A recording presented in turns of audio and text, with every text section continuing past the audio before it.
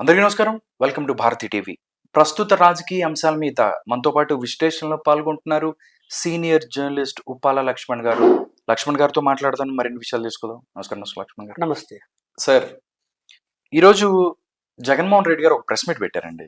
అంటే ఆయన ఏంటంటే ఆంధ్రప్రదేశ్ ప్రభుత్వం శ్వేతపత్రాలను విడుదల చేస్తుంది. దాని మీద ఆయన ఈరోజు ఒక ప్రెస్ మీట్ పెట్టి రాష్ట్రం ముందుకెళ్తుందా, వెనక్కెళ్తుందా, రివర్స్‌లో వెళ్తుందా అని చెప్పి మాట్లాడాడు. దాంతోపాటు ప్రభుత్వం బడ్జెట్ పెట్టడానికి దమ్ము లేదు, ధైర్యం లేదు అని చెప్పి ఆంధ్రప్రదేశ్ ప్రభుత్వాన్ని ఆయన విమర్శిస్తున్నారు. దాంతోపాటు ఆయన చెప్తున్నారు ఏంటంటే, రాష్ట్రం ఆర్థికంగా ధ్వంసమైంది. దాంతోపాటు ఏంటంటే అధికారంలోకి వచ్చిన తర్వాత వీళ్ళు చాలా దౌర్జన్యాలు చేస్తున్నారు అని చెప్పి ఆయన ఆంధ్రప్రదేశ్ ప్రభుత్వం మీద విమర్శలు గుప్పిస్తున్నారు. నిజంగా అలాంటి పరిస్థితి ఉందా ఆంధ్రప్రదేశ్‌లో అంటే ఏం చెప్తారు? అంటే కొన్ని సంఘటనలు అయితే జరిగాయి. హ్మ్. జరిగి దాడులు ఏ రాజకీయ పార్టీలైనా సరే దాడులు చేయటం అనేది సరైన పద్ధతి అయితే కాదు. హ్మ్.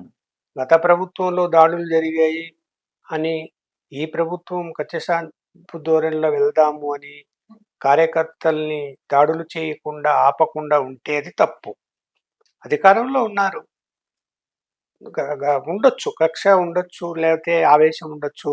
మనల్ని ఇంత ఇబ్బందులు పెట్టారు గదా! గత ప్రభుత్వంలో. కాబట్టి మనం గూడా వాళ్ళని ఇబ్బందులు పెట్టాలా అన్నది కొంత కార్యకర్తల్లో ఉంటుంది బలంగా. హ్మ్. కాకపోతే ఏందంటే అధినాయకుడు అనేవాడు దాన్ని కంట్రోల్ అయితే చెయ్యాలి. ఇంక వాళ్ళకు మీకు తేడా ఏముంటది? వాళ్ళు దౌర్జన్యాలు చేశారని మనం గూడా ఈ ప్రభుత్వంలో గూడా దౌర్జన్యాలు జరిగితే ప్రజలు ఆలోచిస్తారు కదా! వాళ్ళని ఎందుకు 11 సీట్లకు పరిమితం చేశారు అంటే కేవలం అవినీతి, దౌర్జన్యాలు. ఈ 2 ప్రధాన కారణాలు. అంత బటన్ నొక్కి ఆర్థిక సహాయం చేసినా కూడా జనం వ్యతిరేకంగా ఓట్లు వేశారు అంటే మళ్ళీ ఆ ప్రభుత్వం వస్తే ఇంకా దౌర్జన్యాలు జరుగుతాయనేటువంటి భయము. అలాగే వాళ్ళ కళ్ళ ఎదుట కనపడినటువంటి అవినీతి, మాఫియాలు. అందువల్ల జనం వాళ్ళని మళ్ళీ ప్రభుత్వంలోకి రాకూడదనుకున్నారు. మంచి మెజారిటీ ఎన్డీఏ కూటమికి ఇచ్చారు. ఇచ్చిన తర్వాత వీళ్ళు సమన్వయం పాటించాలి. గత ఓపిక ఉండాలి. ఓకే. ఇప్పుడు గత ప్రభుత్వ హయాంలో అవినీతి జరిగింది, అక్రమాలు జరిగాయి, వాటి మీద విచారణ చేయటం, కేసులు పెట్టడం అది ఒక ఎత్తు. అది జరగాల్సిందే. అది రొటీన్ ప్రాసెస్. అదేం ఆపకూడదు. తప్పులు జరిగినప్పుడు, అవినీతి జరిగినప్పుడు ఆ అవినీతి మీద చర్యలు ఖచ్చితంగా తీసుకోవాలి. అలాగే అక్రమంగా కేసులు గతంలో పెట్టినప్పుడు అవన్నిటి కూడా వివరాలను తీసుకుంటూ వాటిని మేము మాఫీ చేస్తామని చెప్పి చంద్రబాబు నాయుడు గారు ప్రకటించారు. అది మంచి విధానం. అనవసరంగా ఆధారాలు లేని కేసులు పెట్టేటివన్నీ కూడా తీసేయచ్చు. కానీ ఈ ప్రభుత్వం కూడా ఆధారాలు లేని కేసులు పెట్టకూడదు కదా. ఆధారాలు పక్కా సంపాదించి అవినీతి జరిగి ఉంటే లేదా అక్రమాలు జరిగి ఉంటే వాటి మీద అది ఎవరి మీదైనా కేసులు పెట్టవచ్చు. ఇప్పుడు తెలుగుదేశం కార్యకర్తలు ఏంటంటే ఆవేశంలో ఉన్నారు చాలా మంది. ఎందుకంటే వాళ్ళు 5 సంవత్సరాలు హింసించారు కదా. 5 సంవత్సరాలు హింసకు గురై తన్నులు తిని పోలీస్ స్టేషన్ కేసులు పెట్టించుకొని అదే పోలీస్ స్టేషన్ లో ఉండి జైలుకు పోయి బెయిల్ తెచ్చుకొని భయపడి పారిపోయి వేరే ఊళ్ళలో దాక్కొని మళ్ళా తిరిగి వచ్చి ఇలా అన్ని విధాలుగా చిన్న కార్యకర్తలే కాదు, పెద్ద పెద్ద నాయకులందరూ చూడు నిన్న అసెంబ్లీలో సార్ రఘురామ కృష్ణరాజుకి దిక్కులేదు. అసెంబ్లీలో నిన్న కేసులున్న వాళ్ళు చేతులు ఎత్తమంది అంటే ఎంతమంది ఎత్తారు? ఆల్మోస్ట్ 75-80% మంది ఎత్తారు. అంటే అంతమంది కేసులు ఉన్నాయి. ఏదో కేసు ఒకే ఇదని కాదు అదని కాదు, ప్రతి ఒక్కరి మీద కేసులు పెట్టారు. పవన్ కళ్యాణ్ వదలలేదు, చంద్రబాబు నాయుడు గారిని వదలలేదు, లోకేష్ను వదలలేదు, ఎవరిని వదలలేదు. సరే, ఇప్పుడు మళ్ళీ అదే విధానాన్ని మేము కూడా కొనసాగిస్తాము అంటే అది కరెక్ట్ కాదు. ఇప్పుడు వాళ్ళు ఏంటంటే మేము రెడ్ బుక్ లో రాసుకుంటున్నామని లోకేష్ అన్ని ఎన్నికల ముందు చెప్పినప్పుడు ఇప్పుడు దాన్ని పాయింట్అవుట్ చేస్తున్నారు. ఆ రెడ్ బుక్ రాజ్యాంగం నడుస్తుంది అని. రెడ్ బుక్ రాజ్యాంగం ఏం నడుస్తుంది? రెడ్ బుక్ లో ఏం రాసుకున్నారు? గుర్తు కోసము ఒక అధికారి తప్పుడు కేసు పెట్టి ఉంటే ఆ తప్పుడు కేసు పెట్టిన అధికారి ఎవరు అని పేరు రాసుకోవడం, లేదు వైఎస్ఆర్సీపీ నాయకులు దౌర్జన్యాలు చేసి ఉంటే ఎవరెవరు చేశారని పేర్లు రాసుకోవటం. ఇప్పుడు దూరంపూడి చంద్రశేఖర్ ఉన్నాడు సార్, తిట్టాడు, పేరు రాసుకున్నాడు. వాళ్ళ మీద ఇప్పుడు చట్టానికి వ్యతిరేకంగా కేసులు పెట్టినప్పుడు దాని మీద మళ్ళీ ఎంక్వైరీ విచారణ ఉంటుంది. చేసుకోవడంలో తప్పేముంది? ఎవరు ఆ విధంగా బాధ్యులు ఎవరు? ఇప్పుడు అలాంటి ఇప్పుడు భక్తులుగా మారిపోయి కొంతమంది పోలీసు అధికారులు తప్పుడు కేసులు ఎందుకు పెట్టారు?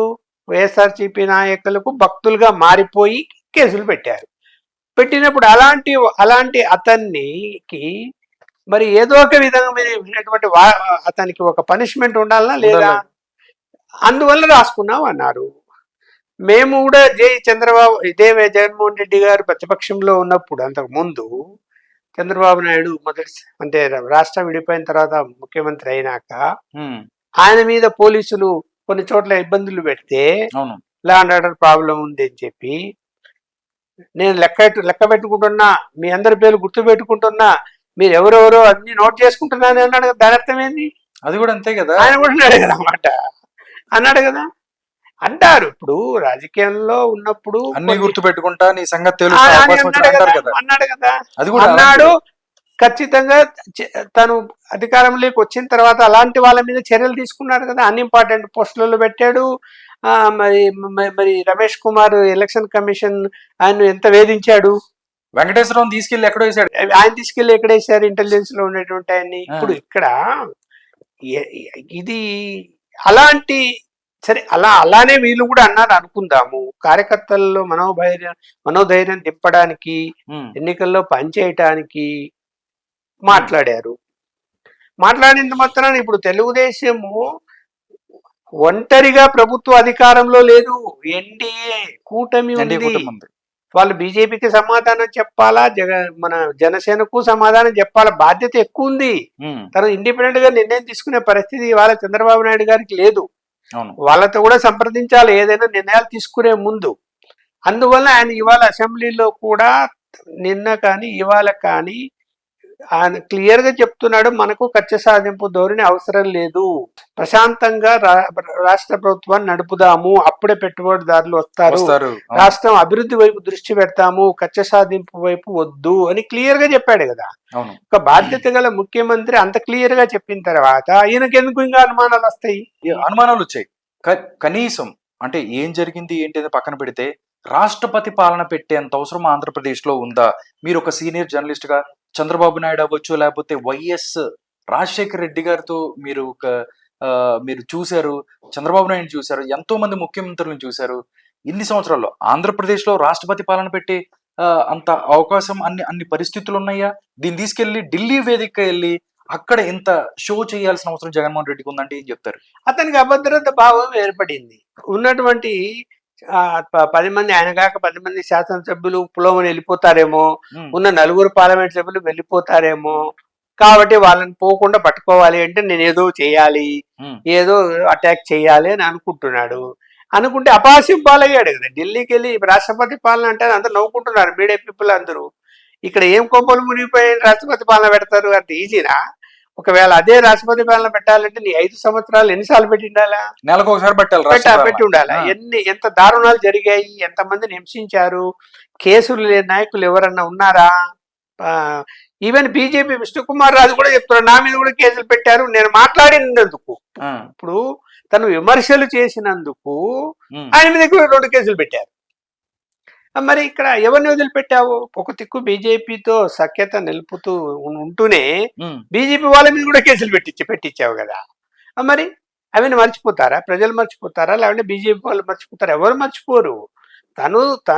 తను ఒక బాయిలో కప్పలాగా పరిపాలన చేసి ఎవరో 3-4 చెప్పేదే నిజాలు అనుకొని అతను ప్రజల్లోకి వెళ్ళలేదు. అలాగే ప్రజలు ఏమనుకుంటున్నారో వాస్తవాలు ఏంటో కూడా అతను తెలుసుకోలేదు. మూర్ఖంగా పోయాడు. ఇప్పుడు కూడా తెలుసుకునే ప్రయత్నం చేయటం లేదు. మీరు అన్నట్టు ఏంటంటే ఇప్పుడున్న పోనీ రిలీజ్ అయ్యాడంటే ఇప్పుడు చంద్రబాబు నాయుడు కూడా ఏమనటం లేదు, రిలీజ్ కావయ్యా బాబు అని అడుగుతున్నాడు. ఇప్పుడన్నా రిలీజ్ రాష్ట్ర అభివృద్ధిలో భాగం పంచుకొని. నిజంగా ఒకవేళ ఆయన ప్రతిపక్ష నాయకుడిగా ఉండి ఆ పార్టీ ప్రతిపక్షంగా ఈ 5 ఏళ్ళు కొనసాగాలనుకుంటే రాష్ట్ర అభివృద్ధి 10 సంవత్సరాల్లో ఎంత నాశనమైందో అంత నాశనం అయింది. ఇప్పుడన్నా రియలైజ్ అయ్యి అభివృద్ధికి సహకరించు. అన్యాయాలు అక్రమాలు జరిగితే క్వశ్చన్ చేయొద్దని ఎవరంటాడు? నువ్వు వెళ్ళి ఎందుకంటారు? ఒకవేళ జరిగిందని ప్రజలు భావిస్తే నీకు అండగా ఉంటారు కదా. అవినీతి జరిగితే క్వశ్చన్ చేయి, బయటికి తీ, బయట పెట్టు. ఇదిగో ఇంత అవినీతి జరిగింది, ఇంత అక్రమాలు జరిగాయి, ఈ విధంగా మళ్ళీ జనాన్ని మోసం చేస్తున్నారని చెప్పు, ఎవరొద్దన్నారు.